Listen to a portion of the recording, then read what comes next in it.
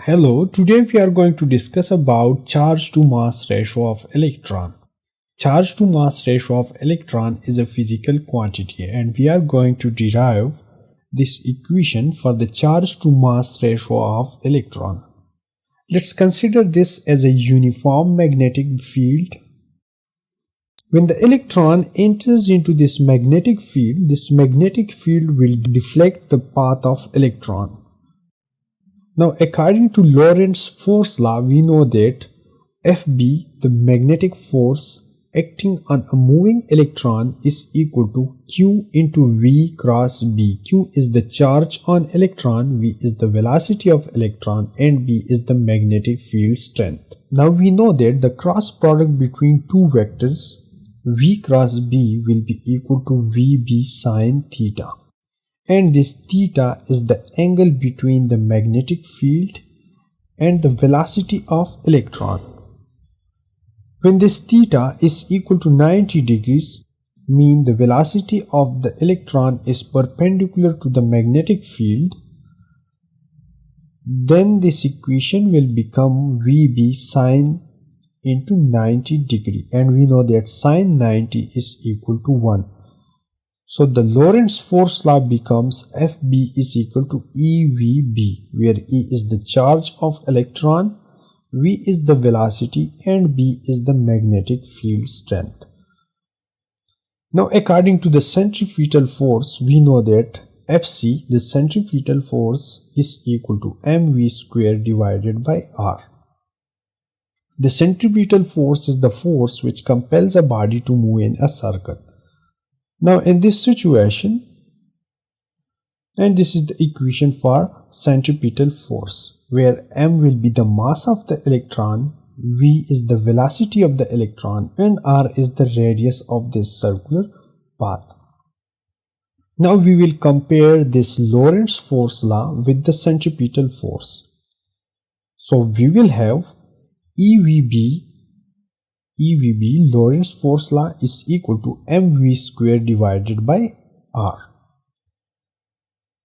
Now, dividing both sides by m, we will get E by m on the left side, and dividing both sides by Vb, we will get E by m. Charge to mass ratio is equal to V divided by Br.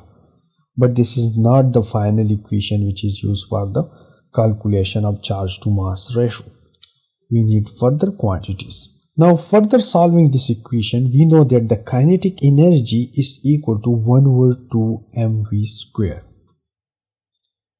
And the potential difference, which is denoted by V, is equal to work done per unit charge, or W divided by Q. Solving this equation, for work done, we will have W is equal to EV. Now, work done is also energy and kinetic energy is also an energy. We can compare these two equations with each other and we will have 1 over 2 mv square is equal to electron volt. Now, we will solve this equation for this small velocity. The small velocity represents the small v represents the velocity, where this capital V represents the potential difference. Solving this for this V, we will have V square is equal to 2EV divided by M. Now, taking under root on both the sides of the equation, we will have V is equal to under root 2 electron volt divided by M. This is equation number 3. So, according to equation number 1, we have charge to mass ratio is equal to velocity divided by magnetic field and radius. And according to equation number 3, which we have derived by the comparison of electric work with kinetic energy, we have velocity V is equal to under root 2 electron volt divided by mass of the electron. Now, we will substitute the value for this velocity in this equation. Substituting the value of velocity from equation number 3 in equation number 2, we will have E by m is equal to 1 over Br into under root 2 EV divided by m. Now, we will solve this equation for charge to mass ratio. Taking square on both the sides of the equation, on this side, and on this side we will get E square divided by M square on the left hand side, and on the right hand side we will have 1 over B square R square into, and this square will cancel with this under root. So we will have 2 EV divided by M.